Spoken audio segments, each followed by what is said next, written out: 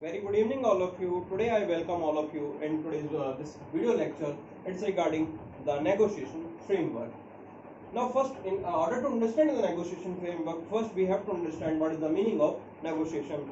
So, okay, class, be very attentive while I am making you to understand this particular statement, negotiation framework, because this is very important to achieve something in final deal. So, meaning of negotiation as it's written, the involvement of two or more parties to resolve an issue, or it can be said that it means arguing, but agree, to reach some form of compromise. This is called the negotiation. It means both parties would like to get something from the deal, but they are earlier on the arguing phrase, but later on they compromise somewhere, or one of the party compromise somewhere, then only the deal could only be then only the deal has possible. So such kind of thing, when the things are good compromise at certain pretext, then only negotiation can be done. So we can see these example of compromise in further things, like at the time of hiring, when an employee got hired in a company. If employee is asking that I need a salary of 5 lakh rupees in a year from this company, but in the same pretext the recruiter is saying that I can't give you 5 lakh rupees, but I am okay with 4 lakh 50,000. But again, employee is saying that 4 lakh 50,000 is very less for me. Then in that case, both compromise somewhere. Recruiter increase some part of his whatever is supplying, and the person is demanding, the employee who need to get hired actually decreased whatever is actually demanded, and both anyhow agreed at 4 lakh 70,000, and that that person got hired in that company. So in that case, what compromise somewhere in order to finally constrain the negotiation deal. And we have also seen the negotiation deal within our family. So when we were there in our school or in the colleges, so what we have seen that at the time of exam, our parents used to give this kind of deal to us, that if you study whole day or 10 hours or 12 hours or 8 hours regularly, then only I can give you 2 hours or 1 hour for your entertainment. Otherwise, you won't get any hour for entertainment. So in order to achieve that entertainment hour, we as a kid used to study hard or a lot. So at that time, so in order to earn that, we negotiate with our parent within the family. So this is kind of informal negotiation, but it's also occur in our society. Further extension of deadline, various times when the employer would not able to complete his or her target on the particular period of time. So before 1 day or 2 day or 3 day, they go to their boss and request them to extend that their deadline. So it could be possible that boss could agree with whatever the time they are asking. If a person who need to submit his or her report say tomorrow, but he or she would not able to represent that, so boss could say that it's not possible for you, that you can represent your report tomorrow at 10, but it could, I can give you this extension. Okay, you can submit a report after lunch, but before end of the day. So this could only be done from the boss end. As so this is the compromising situation. Boss is not 100% compromising, not even employee is very rigid on his demand. So both are compromising somewhere, then only there is a negotiation could only happen. This is an extension of deadlines, one of the example of negotiation.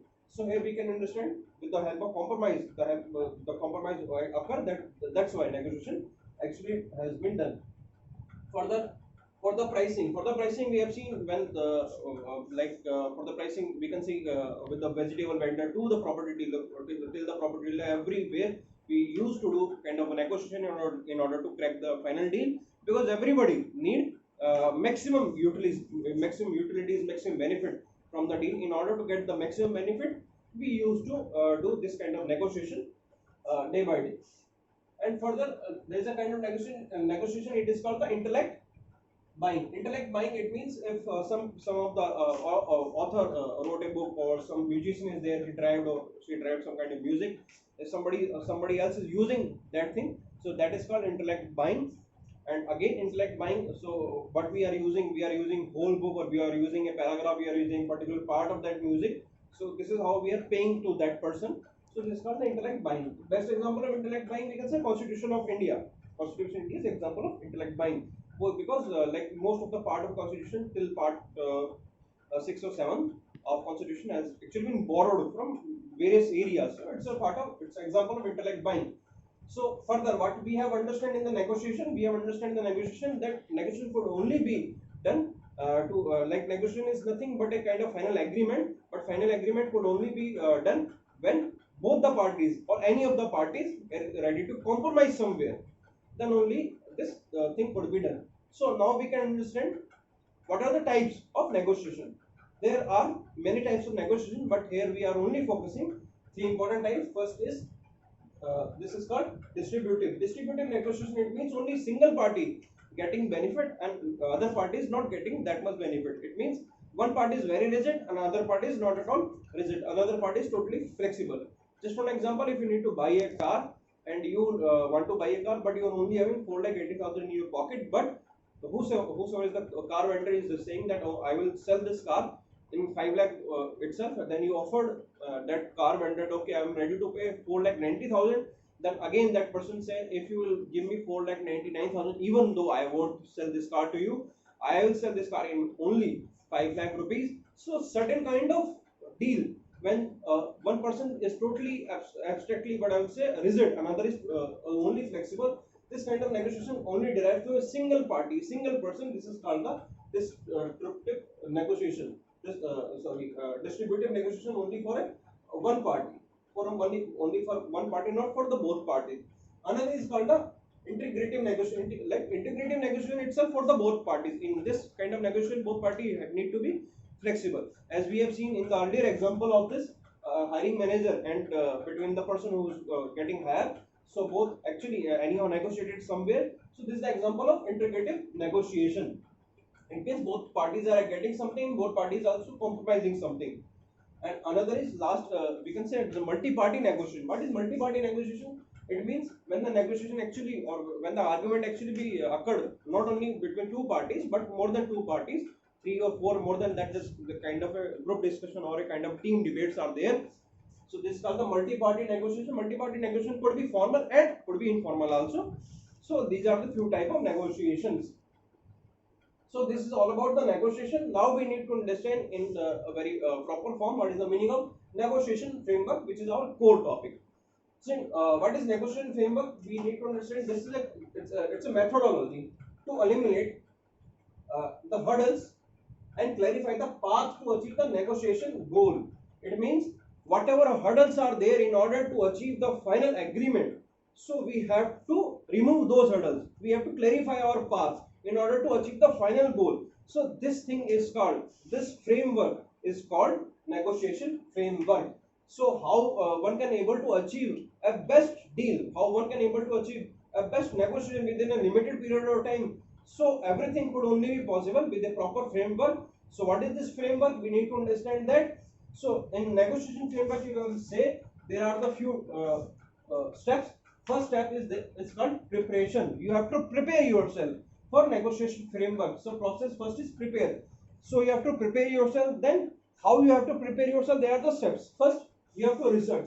What do you need to research? You don't need to research about yourself or only about your product, what you are demanding, about your supplying, but about other party also. What other party is demanding, what the other party supply, you have to research in and out of that other party also. Then only you can do a good or bad deal, or I can say you can able to get the further best benefit out of that deal. So first one have to research properly. After researching only you can be able to create a strategy. Okay, this could be our strategy. This is how we have to speak. This is how we have to project outside. This is how we have to show this kind of report. This is how we have to show or represent ourselves. So this could be the strategy, and the strategy could only be built out after proper research. So after research there is a strategy. So after like making a strategy, then you have to decide with what I will say. With the involvement of both parties, you have to decide what could be the best place and suitable time for both parties. And after deciding place and time, both parties need to meet with each other, or both the party need to meet with each other on what I'll say on the video conferencing or by this and that way. But they are meeting with each other, and at that time, both parties need to prepare themselves. There must not be any kind of disagreement. There must not be any kind of disagreement. Everything must be agreeable, terms and conditions. If still there is kind of disagreement, there must be an alternate plan. So this is how you have to prepare. So from research to plan, you have to prepare yourself. So this is the first process. Second process is after preparing, what you need to do? You need to like exchange your information from the party. Okay. So that like in order to exchanging information, So what you able to understand, you discover the need, you able to make them understand what you are demanding, you are able to understand what they are demanding, you are able to discover each other. And while discovering and understanding the demand and need of each other, there is a vacuum, and you can create or you can fulfill that vacuum with your branding. You can, what you can do, you can create your brand value, and you can, why I am demanding this much higher, why I am demanding this much lower, because my demand brand value is this much higher. So you can create it, your brand value over there. So information exchange could also be a very good point for the branding value. And finally, after discovering or understanding each other demands and need, so if there is any kind of doubt or something like that, so you need to clarify that. And finally, whatever you are saying to another party, one need to justify that word, those his or her words also. And final thing is that clarification, from discovery of need to clarification and justification. This is the process of information exchange. So you understood what other party is saying, and other parties also understood like what you are demanding and what you are supplying. So after that, then there is another step that occurred, that's another process, it's called a bargain. So the meaning of bargain is nothing but it's kind of to secure maximum benefits out of that deal.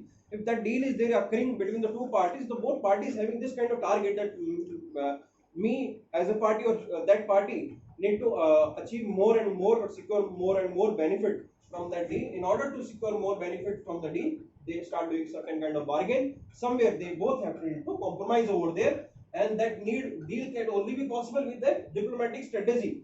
Diplomatic strategy, it means you are not only saying of yourself, but you are also listening of other party. So certain kind of strategy one need to accept. So if diplomatic strategies are there, then only one able to do proper bargain. After bargain, when both party, so and bargain could also start as a win-win situation. In this case, both parties are winning something, nobody is losing anything, and both parties are compromise something in order to achieve the final agreement, in order to achieve the final deal. So after bargaining, the next step is conclude. So what I'm saying conclude means both parties satisfied their ends. Both ends are satisfied somehow. If one party is saying something, another party is saying something, but few things actually been what I would say interested from one party, and few things actually been entertained from another party, and both the ends had actually been satisfied. So now we have to sum up the deal. We have to wind up the deal. We have to say, okay, deal actually be done in very proper way. This is how we have to complete our project. And final thing is that we have to please each other for a long run, for the long run. How we can please each other? While offering some kind of sweets, while offering some kind of gifts, or by what I'll say a warm goodbye, a warm tata welcome, certain like that. And finally we need to conclude our deal with a very positive way. And finally, whatever deal actually being occurred between us, and whatever deal we have concluded, we have to execute it. And how we need to execute it? In a formalization. We have to make a deal very formal way. And how we can make our deal in a very formal way? By making that deal in proper contract, where both the party need to agree with the statement lines and significances of that contract. And final terms and condition agreement must be there in that contract, and final contract must be there. So after the process of preparation, then the information exchange, then bargain is there, then conclusion is there, and final execution there. After this whole process, there is a particular thing actually happened, that is called agreement.